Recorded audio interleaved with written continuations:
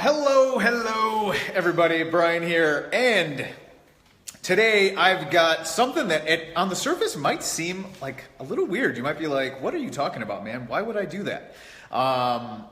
So what I'm talking about today is something that I actually don't hear said that often, but I'll tell you, that's good for you, because at the end of the day, there is one thing you're competing for, and what I want to share with you today is going to give you an advantage over all your competitors. So if you like this, if you enjoy it, please give me a little love, leave a comment below, give me a little heart. The hearts are the ones I really like. I've been leaving more hearts lately. I feel like everyone does the thumbs up, right? The smiley face, the wow, I've been using that, but the heart, that's the one I've been going crazy on. So give me a little heart if you like this, and definitely share it, because obviously I would love to get this message out to more people, and if you feel like it would help someone, then it's a way for you to help. So, all right, so here we go. So here it is. If you sell physical products, I think you should start a podcast. In fact, I can't think of many people who shouldn't be podcasting, period, but certainly not many people who sell physical products who shouldn't be podcasting. Now, there are a few times where maybe it doesn't make any sense. The most apparent to me is like, dude, I'm not really trying to make that much money. Like, I'm trying to make an extra $500 a month or something, or extra $1,000. Like, I really don't really care about camping. It doesn't really matter to me. If I sell a few camping bags and a little stove, that's good. In that case, this whole thing is a side hustle anyway, so why add any complication to your life? The other thing is, Brian, I just don't like camping. Like, let's say you sell camping products, right? Like, Brian, I just don't like camping, man. Like, I'm not interested in it at all. And here's the caveat. I'm not interested in finding anyone who is maybe an expert who can do this part of the business, who can be what we call the attractive character, or like the face of the brand.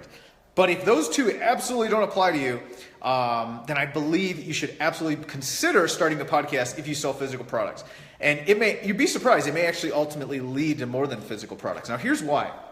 There's one thing you are competing for. One thing. As somebody who sells physical products, what do you think it is? Maybe, I don't know what your guess was, but you are competing for attention. That's it. You are competing for attention. So why, for example, why do we create community pages on Facebook, right? That's a popular thing that I think a lot of physical product sellers do. A lot of people in general are going to sell, right? It's a way to get attention. In some ways, if you do it right, you can get really cheap attention. If you're really good at it, you get attention forever, even with all the Facebook changes. But there are those Facebook algorithm changes, and who knows? So that puts the power back in advertisers. So now if you're an advertiser, what are you actually paying for? You're paying for eyeballs. You're paying for attention. And your ad is not selling anything. That's a huge misconception. I'll do a different live, a different day on this. But your ad is not selling. Your ad is just getting attention, so people will click and then go to the place that actually does the sales. Now, I'm not saying that there isn't salesmanship in an ad, absolutely. But at the end of the day, the job of the ad, of your Facebook ad, isn't to sell. It's just to get attention and get people to click. And that's the same reason why I'm saying consider starting a podcast. So let's go to the camping niche. You might think you're selling a camping bag. Like, dude, it's just a camping bag. Well, people go camping for more than, people buy your camping bag for more than just the features and the benefits of warmth. They're going camping because they want freedom. They want connection with nature, connection with their family. There is a bigger conversation going on in their head and a bigger reason why they're going camping. So that means there's a huge topic around it, and there's a huge interest in being a part of a culture, being a part of a community around this topic. So one of the most underpriced attention you can get is podcasts. Podcasts are going up like crazy. People are listening more and more and more. In fact, video consumption is going down and audio consumption is going up.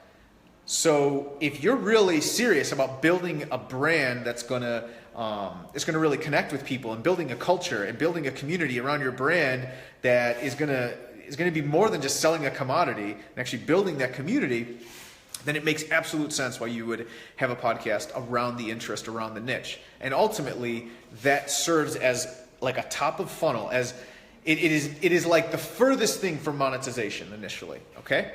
It's a top of funnel play to pull people in more on their interest and less on the commodity of the bag or the stove. Now, ultimately, if they have an interest in connecting and connecting with nature and that freedom, well, they're going to need a way to do it. They're going to need your camping bag and your stove and your s'more sticks and whatever else you sell. But the point is, audio and podcast is such a great way to reach such a huge audience. I've had podcasts in the past. I'm actually about to launch a new one because I'm practicing what I preach. And I mean, it's really not difficult to get thousands and thousands and thousands of downloads. And that's just all that attention you can get. And ultimately, it's actually pretty rewarding because you're not just pushing the product.